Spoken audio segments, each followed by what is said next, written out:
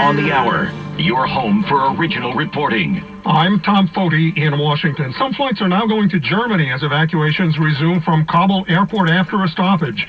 President Biden spoke again to the nation and the world about the situation in Afghanistan. The president tells reporters we've made significant progress. Some 13,000 people evacuated from the Kabul airport in the past week.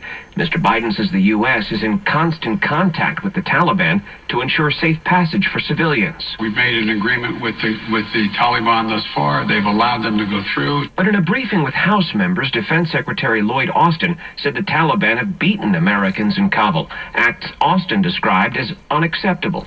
Mr. Biden has warned of a swift response should the Taliban interfere with the U.S. evacuation efforts.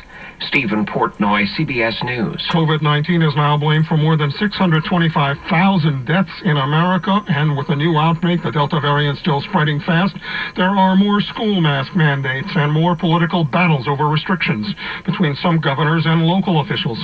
Florida is one of those states, and there's a new issue there as well. The problem is a water shortage. The city and its utility have asked residents to cut back on water usage. Utility officials say they use about 10 tankers full of liquid oxygen every week to help purify water. But hospitals are using more of it than ever to treat COVID patients, and that means there will be less available for other uses. Mayor Buddy Dyer has asked residents to cut back on watering lawns for at least a week. The Orlando Utilities Commission says about 40% of the water supply goes to irrigation. Peter King, CBS News, Orlando. Heads up New England, which could be seeing its first hurricane in about 30 years. That would be Henri, right now a tropical storm, but gaining strength. Landfall predicted about weekend's end. Hurricane watches from central Long Island all the way east to Cape Cod, and then we have hurricane watches out that include almost to the New York City area, not quite that.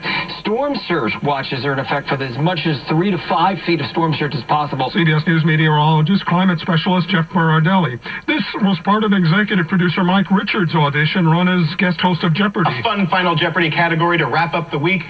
No, probably not. Richards was named permanent daily host a few days ago. Now he has unnamed himself after publicity about past controversies. Late word from General Motors in Detroit, the car maker fully expanding a recall to cover all Chevrolet Bolt electric vehicles due to a fire risk. That's about 73,000 Bolts at a cost of about $1 billion. GM also halting sales of new Chevrolet Bolts because of that battery issue. This is CBS News.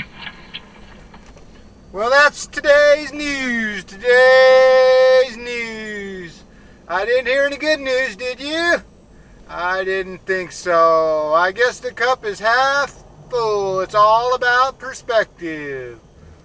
All right. Well, look at these skies. They're still smoky, smoky. Anyway, I haven't had a lot to shoot at work these lately. Work videos are on the slow down, or are they? Question mark. Anyway, keep you in suspense.